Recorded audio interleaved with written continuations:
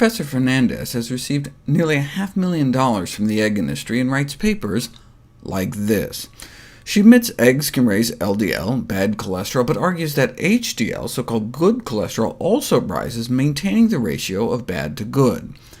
This is the study she cites to support that assertion, but instead of cherry-picking this one study that she performed with egg board money, involving 42 people, if you look at a meta-analysis, if you look at the balance of evidence, the rise in bad with increasing cholesterol intakes is much more than the rise in good. The meta-analysis of 17 different studies showed that dietary cholesterol increases the total to HDL cholesterol ratio, suggesting that the favorable rise in HDL fails to compensate for the adverse rise in total and LDL cholesterol, and therefore the increased intake of dietary cholesterol may indeed raise the risk of coronary heart disease. The Egg Board responded by saying the increased heart disease risk associated with eating eggs needs to be put in perspective relative to other risk factors, arguing that it's worse to be overweight than it is to eat eggs. To which the researchers replied, be that as it may, it's easier to cut back on egg intake than it is to permanently lose weight.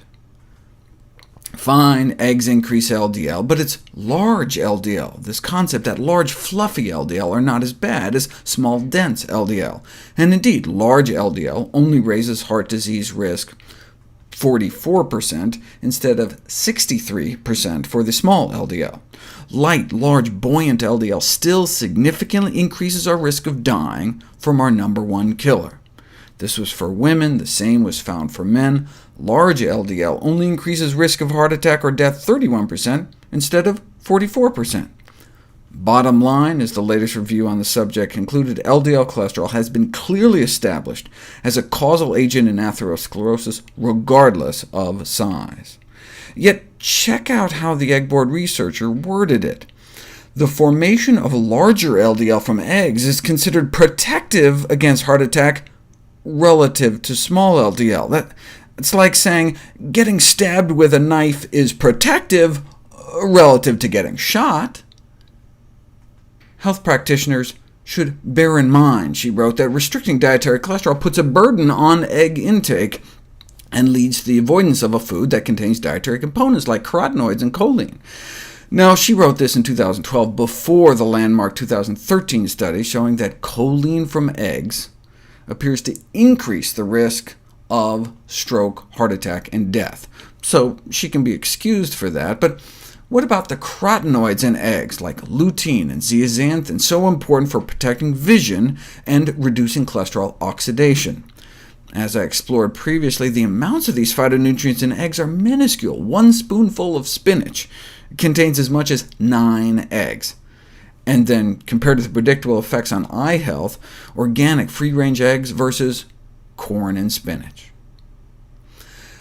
But what about the effects of eggs on cholesterol oxidation? We've known for decades that LDL cholesterol is bad, but oxidized LDL is even worse. So, her logic goes, since eggs have trace amounts of these antioxidants, the implication is that eggs prevent cholesterol oxidation, but the science shows the exact opposite. Consumption of eggs increases the susceptibility of LDL cholesterol to oxidation. They found that not only does eating eggs raise LDL levels, but also increases LDL oxidizability, in addition to the oxidizability of our entire bloodstream.